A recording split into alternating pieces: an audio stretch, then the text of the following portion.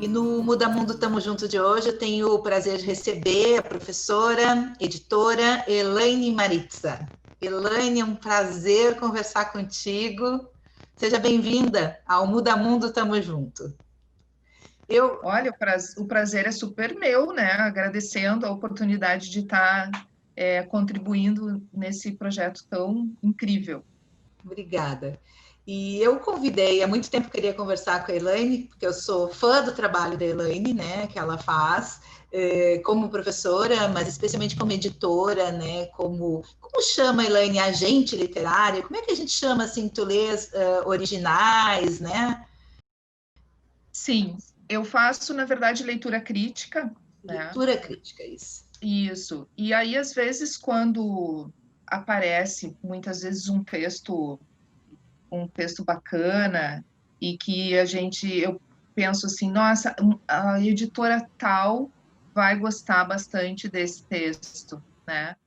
Tem a cara do catálogo tal. E aí então eu posso fazer esse encaminhamento, né? Mas eu tenho trabalhado bastante com leitura crítica. O pessoal parece que na pandemia tirou os textos das gavetas, né? Porque agora não são mais gavetas, né? São as gavetas do computador. E eu tenho recebido muito, muito, muito texto para fazer leitura crítica. Bem interessante isso. Legal. Eu convidei a Elaine também, porque aqui em Porto Alegre, apesar do nosso projeto a gente circular no Brasil inteiro, né? Eu sempre, quando eu vou a outros municípios fazer o trabalho com os professores, Elaine, eu sempre divulgo o evento cultural pelo qual nós todos somos apaixonados, que é a Feira do Livro de Porto Alegre, né? Que é um evento antes da pandemia, né? Na Praça da Alfândega, céu aberto, com venda de livros, com uma programação cultural, e é um grande momento também de encontro, né? Assim, em Porto Alegre, pessoas que a gente não vê durante o ano, a gente sabe, na feira a gente vai se encontrar. E neste ano, assim como todos nós, a feira também teve que se reinventar, né? E o lado positivo, ela já está acontecendo totalmente online, né? Pelo site da Feira do Livro. E o lado positivo é que você, professor, que não é de Porto Alegre, também pode participar. Por isso que eu disse, vou convidar a Elaine para a gente aproveitar e divulgar a nossa Feira do Livro e também conversar, Elaine, sobre a importância dos livros, né? E um pouquinho do teu comentário anterior, tu disseste, o pessoal desengavetou, né? Ou tirou da gaveta, ou tirou do computador, né? Os livros. Porque a literatura, de uma certa forma, eu acho que ela tem um papel importante nesse momento que a gente está vivendo, né? Não só para o leitor, mas também para o escritor. Sim, a literatura, ela em tempos normais, vamos dizer assim, ela já é aquele respiro, né? Eu costumava dizer nos encontros que fazia com professores, enfim, que às vezes a gente, por mais que a gente tenha escolhido uma vida, né, ter feito escolhas e esteja satisfeito com a vida que a gente leva, digamos assim, né? A realidade, ela segura o pé da gente, né, no chão. Então, eu costumo dizer que, em algum momento do dia, abrir um livro, né, é como abrir um ar fresco para dar uma respirada, né? Nesse momento de pandemia, né, que alguns sim, momentos claustrofóbicos quase, né, de gente saber que não podia ir ali no mercadinho da esquina comprar alguma coisa, né? Bom, a literatura ela se torna fundamental, né, no sentido de, pela forma como eu entendo, assim, no sentido de dar não só abrir uma janela para entrar um ar fresco, um ar diferente, né, mas também uma questão psíquica, assim, para dar um pouco de equilíbrio. Eu costumo dizer assim que quando a literatura ela é um ambiente seguro. Por quê? Porque a vida ela vai se modificando e a gente não tem controle nenhum sobre ela, certo? Tanto é que estamos aí vivendo esse momento. Prova. Maior prova. Então, o livro, ao contrário, quando eu abro um livro, né? Eu tiro lá da estante, eu abro ele, aquela história continua ali, e aquelas personagens continuam ali, e por mais que esse livro, por mais que eu possa fazer uma leitura diferente, né, cada vez que eu leio um livro, enfim, o meu momento, a minha maturidade vão, enfim, dar um outro, vão tirar mais uma camada daquela leitura, tá tudo ali. Tá tudo ali. Os personagens estão ali, o que aconteceu está ali, quem morreu, morreu, quem não morreu, não morreu, continua vivo, né? Então, nesse sentido, a literatura, ela é um ambiente seguro, né? Um ambiente seguro. Eu vou lá, eu abro, e quando está muito difícil, né? Sabe aquele livro assim que, nossa, meu Deus, que está sofrido, o que eu faço? Fecho, boto lá e penso, tá, vou dar uma volta, vou respirar um pouquinho, depois eu venho, né? Então, a gente tem controle sobre aquilo, né? A gente tem controle. E, por outro lado, a questão da escrita, eu não escrevo literatura, né? Mas, enfim, convivo muito com as pessoas que escrevem, dou oficina de literatura, e para infância e adolescência, né? Quem quer escrever para infância e para adolescência. E as pessoas estão precisando, né? Estão precisando de alguma forma significar esse momento, né? E eu penso que a escrita pode ser. Eu vi falando da Feira do Livro, né? Eu vi a fala da Rosa Monteiro. Maravilhosa. E ela diz isso, né? Que a literatura tu escreve para te entender, para te conhecer, né? E eu acho que isso, em tempos de pandemia, potencializou, né, esse desejo de entender, né, de se entender, enfim. Então, as pessoas estão escrevendo bastante, estão, enfim, produzindo bastante. Acho interessante que esse ambiente da literatura esteja tão aguçado nesse momento, né? E a gente tem visto também, Elaine, na Feira do Livro, na programação que está muito, muito boa, né, neste ano, tem uma curadoria, né, e tem uma linha pensada de valorizar a literatura feita por autores negros, por autores indígenas, né? O quanto isso é importante no sentido da gente reconhecer essa nossa identidade brasileira, né? E a partir de escritores, né, excelentes, né? Então, Excelente. Que a gente desconhecia, né? Então, é uma forma também de a gente começar a recontar a história brasileira por meio desses escritores. Sim, sem dúvida. De uns tempos para cá, eu tenho, enfim, mergulhado nesse mundo, né, da literatura produzida por pessoas negras, produzida por mulheres negras, né? Então, nos últimos tempos, fui atrás, primeiro caiu na mão, assim, sabe, aquela coisa, e aí autoras que eu desconhecia, né? E, nossa, e aí comecei. Bom, deixa eu olhar para isso aqui, né? E daí a gente vai se dando conta da importância que é essa produção, né? E eu que trabalho muito com literatura para infância e para adolescência, né? Literatura infantil, juvenil, se a gente vai procurar nos catálogos, também é muito, enfim, é muito pouco, né? Essa literatura, tu caiu? Não, tá tudo bem. Então, a minha câmera trava de vez em quando, né? E quem nos assiste depois a gente dá uma editadinha, mas segue o baile. Tá tudo Então, certo. na literatura para criança e para adolescência, a gente também vê que essa representação, né, da história, da cultura, do negro, da cultura do indígena, ainda é pequena essa representação, né? Então, mas também a gente vê que isso vem mudando, né? Isso vem se transformando, e isso é muito interessante, porque a gente se dá conta do quanto a história a qual nós tivemos acesso, né, por anos na escola, e aquilo que foi, ao qual foi dada visibilidade, né, é sempre a história do branco homem, né, do homem branco, né.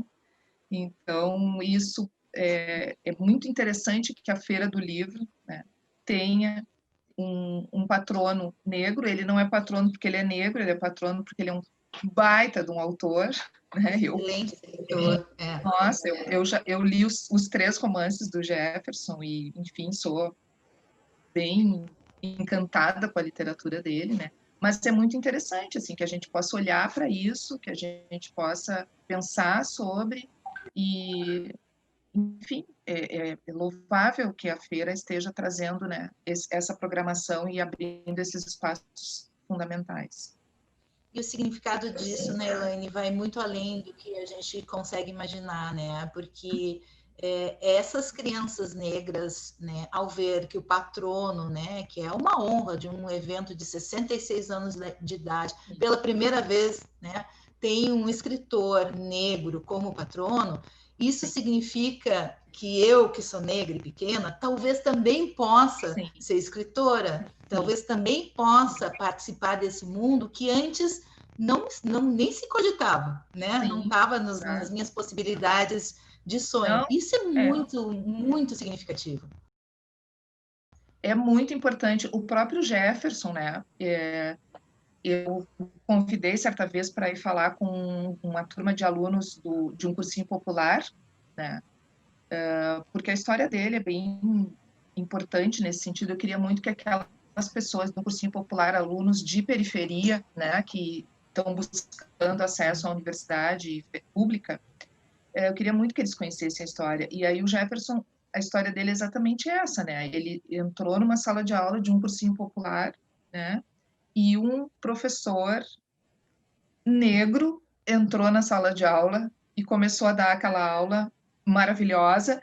E ele, quando ele viu aquele professor negro, ele disse: é isso que eu quero ser, né?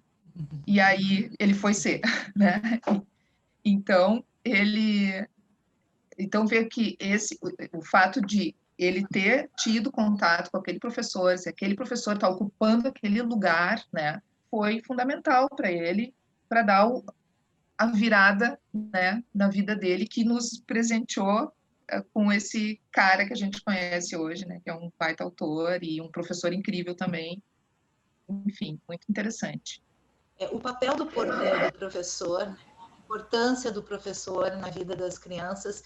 Eu lembrei, agora falando desse episódio com Jefferson Tenório, eu lembrei, Elaine, de uma ocasião, acho que foi 2014, que nós participamos juntas, né, de um projeto no qual a gente oferecia uma oficina de produção textual, né, para senhoras, senhores, jovens, né.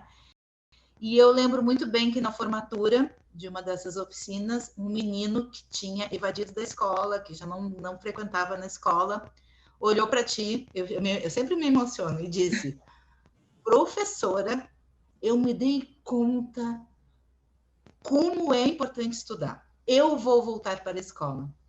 Para mim, Elaine, eu sempre refiro esse exemplo que é, assim, talvez um dos indicadores de maior importância de todos os trabalhos que eu já fiz na vida foi que aquela criança entendeu, olha só, a partir de uma oficina de produção textual, né, em que tu levavas muita literatura e poesia, né, sim, e ele se deu conta que mundo é esse? Eu quero ir para esse mundo, isso é muito interessante, né? Então, assim, o professor... Diga. Não, aquela experiência que nós vivemos, ela foi uma experiência super potente, né? E eu lembro de como no primeiro encontro as pessoas chegavam, porque eram também pessoas, né, que viviam em periferia, pessoas que saíram da escola porque foram trabalhar, etc. E como elas chegaram no primeiro encontro, se desculpando um pouco, né? Olha, eu nunca mais escrevi, professora. Olha, eu não sei escrever. Olha, professora, eu tenho muitos erros. Olha, E como a gente foi conseguindo, né?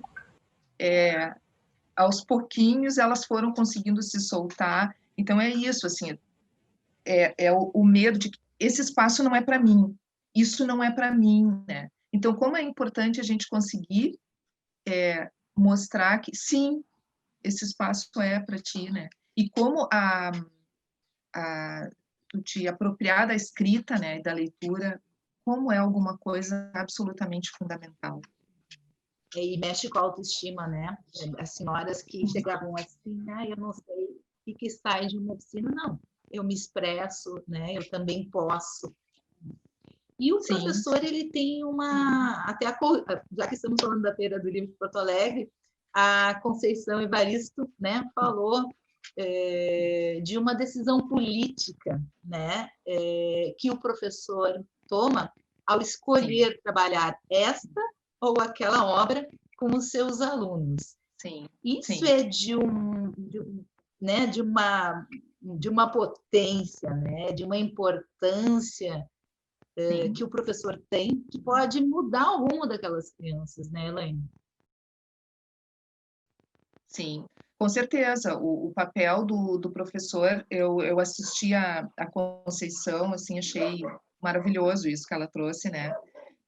Eu acho que a responsabilidade, né, do professor de poder olhar para aqueles alunos e aquelas alunas, né, e parar para pensar assim, o que que eu vou trazer, o que que eu vou entregar para essas pessoas, né, que possa de alguma forma fazer diferença na vida delas, que possa de alguma forma convidá-las, né, a entrar, a pertencer a esse mundo, né, e ao mesmo tempo que possa despertar o pensamento crítico, né, para poder olhar para o seu lugar também, né, para poder o projeto no qual a gente trabalhou juntas, que tive a grande felicidade de ser convidada por ti para trabalhar, era um projeto de fomento da cidadania, né?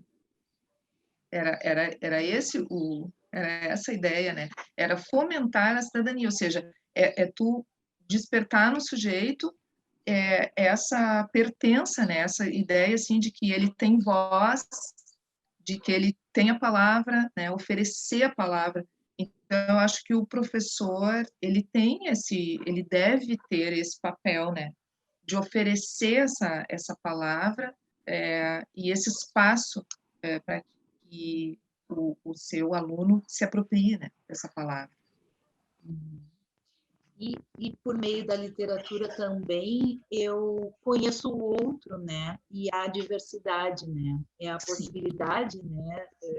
Sim. Muito, assim, é uma experiência incrível, né? Para a gente romper, talvez, com esse momento que a gente vive também, né? A gente vive um momento de muita intolerância, né? De muita polarização, né?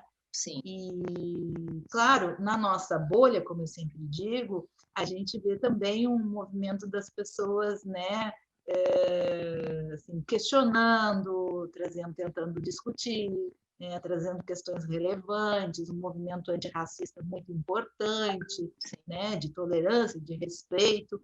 E a literatura pode ser uma contribuição muito grande nesse sentido, né? Então, assim, é Sim. uma reflexão dos professores, e eles devem estar nos ouvindo e pensando, tá, mas por onde eu começo? Como é que um professor começa a se movimentar no sentido de oferecer tudo isso, né? Essas janelas todas, tantas coisas, em poucos minutos de conversa a gente já trouxe, né? Sobre a importância da leitura e da escrita também, mas né, da literatura. Por onde começar, Elaine? Tem uma Eu penso, receita? olha, receita não tem, né? Cada um vai encontrando aí o seu, né, seu caminho e vai costurando aí o seu caminho. Mas eu penso que, antes de tudo, ele mesmo, né, o professor, precisa, né, se apropriar desse universo, né, da leitura, da literatura, e aí, bom, eu tenho que ler isso, porque isso é bom, porque todo mundo diz que é bom, então, né, mas eu não gosto disso, né, eu abro e não.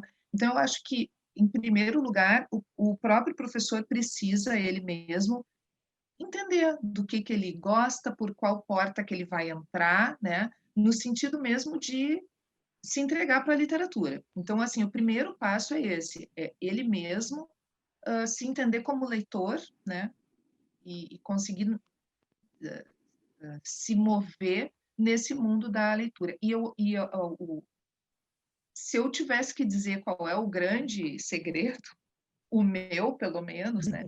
É sempre tu levar para o outro aquilo que faz muito sentido para ti, né?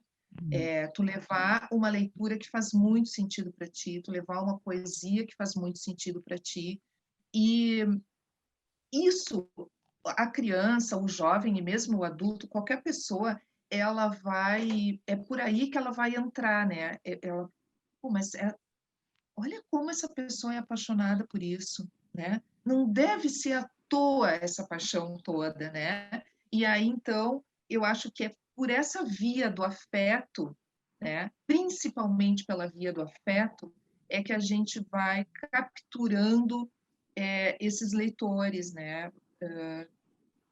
É por essa via. Eu lembro de uma situação assim, eu fui trabalhar numa escola há muitos anos e eu entrei assim, a professora teve que sair e eu entrei no meio do trimestre e tal, e ela tinha indicado leituras, né? E eu tive que assumir as leituras que ela tinha indicado, porque, né, os alunos já tinham comprado os livros e tal. E eu lembro dessa situação como uma situação muito difícil. Não que os livros fossem ruins, né? Não é isso, mas não era exatamente aquilo que eu, né, acreditava completamente e queria apresentar para os meus alunos de ensino médio. Então, eu penso que é isso, assim, eu acho que, mesmo que às vezes seja, mas eu gostei tanto desse texto, mas isso aqui será que é para a idade dos meus alunos? Não se preocupa com isso, né? Eu acho que levar para a sala de aula, não especificamente para trabalhar um texto, mas só para dizer um texto, né? Para ler um fragmento, eu acho que é bem importante, assim. E tentar buscar uma variedade grande, né, de autores, de possibilidades, de gêneros, enfim. Mas eu penso que é pela via do afeto mesmo, né, daquele livro que tu ama, e aí tu quer entregar para o outro. Que o aluno veja o teu olho brilhando. Com certeza. Né? Tem também uma outra situação, uma vez que eu fui fazer uma abertura do ano numa escola na Zona Sul, e aí um professor de geografia, ele era muito apaixonado, assim, um super leitor de literatura, e ele comprou um livro que tinha saído, agora eu não vou lembrar, que tinha saído na mídia, um lançamento, ele foi na livraria, comprou e devorou o livro no final de semana. E ele chegou na sala de aula na segunda-feira e disse para os alunos: eu li um livro esse final de semana que vocês não têm noção, e falou no livro. E aí, na hora do recreio, foi aquela loucura na biblioteca. Os alunos queriam o livro. E a bibliotecária que estava presente nessa ocasião, ela disse para mim, e eu não tinha o livro, era um lançamento. Então, eu combinei com ele que quando isso acontecesse, ele tinha que me dizer. Mas, claro, o que aconteceu? Ele se apaixonou, foi lá e falou, né? E os alunos ficaram bem loucos. Então, eu acho que isso é o que mais funciona, né? Muito mais do que um conhecimento teórico. Claro que o conhecimento teórico é importante que o professor conheça um acervo grande, que vá atrás, que pesquise, mas o que vai despertar mesmo vai ser essa entrega mesmo do professor. E eu achei muito legal isso que tu disseste, porque também o professor buscar abrir a janela certa, assim, né? Abrir aquela porta que faz sentido para ele, porque ler em primeiro lugar é prazer, né? E eu sempre digo, né, Elaine, que no mundo ideal esse hábito viria de casa, né? Eu tenho o privilégio de ter um pai e uma mãe que são leitores e eu lembro sempre quando nós tirávamos férias, íamos viajar, era sempre uma pilha de livros, né? Então, assim, o que eu associava na minha cabeça? Ler é bom, porque se eles estão tirando férias e estão levando livros, deve ser uma coisa muito legal isso, né? E me fiz leitora pelo exemplo dos meus pais. Mas basicamente por isso, por essa mensagem, ler é prazer. Aí eu lembro também, quando eu era criança, no tempo do primeiro grau, acho que é desse tempo também, Sim. e as bibliotecas nas escolas, elas eram meio que o castigo, né? Então, quem não se comportava bem ia para a biblioteca. E aquele professor que também não gostava de dar aula ia ser o professor da biblioteca. E a gente não podia chegar nos livros. Isso, ainda bem, eu acho que está mudando, né, Elaine? Porque essa proximidade e essa ideia de que a gente pode ler em qualquer lugar, né? A gente não precisa ler aquilo que é obrigatório, né? Não é ler para cair na prova, é ler por ler. Sim.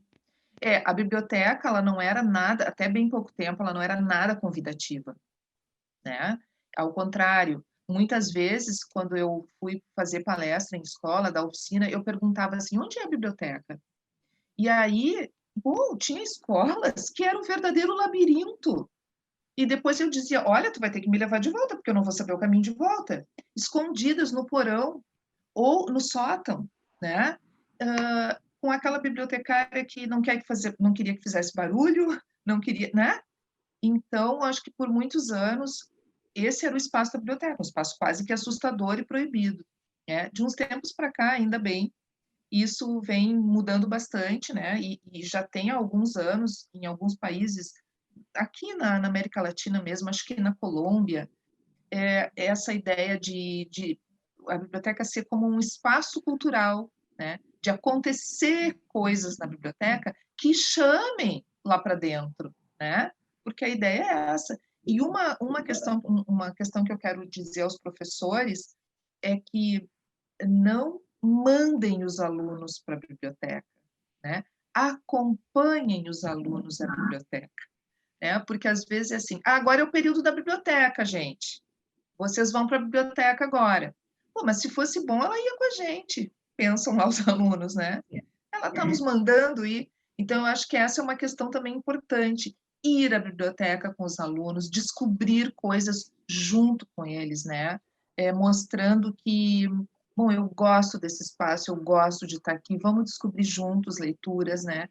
Acho que é bem importante, assim, que o professor faça esse papel de segurar na mão do aluno, levar ele até lá e estar com ele, né? Sentar no chão com ele, ler, dar risada, se divertir, enfim, chorar.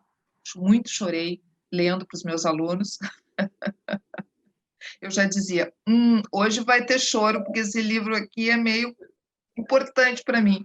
E daí eu já dava aquela chorada. Eles adoravam, assim, eles ficavam muito emocionados. Isso humaniza, né? Assim, sim, sim. Livros que a gente lê são uma parte da gente, né? E eles vão com a gente onde a gente for. Sim, sim. É teu, tá lá dentro. Eu ficaria... e a gente sempre muda, né? A cada livro a gente se redescobre, né? Sim. Sim. Queria uma mensagem final tua, porque a gente, para falar de livros, né?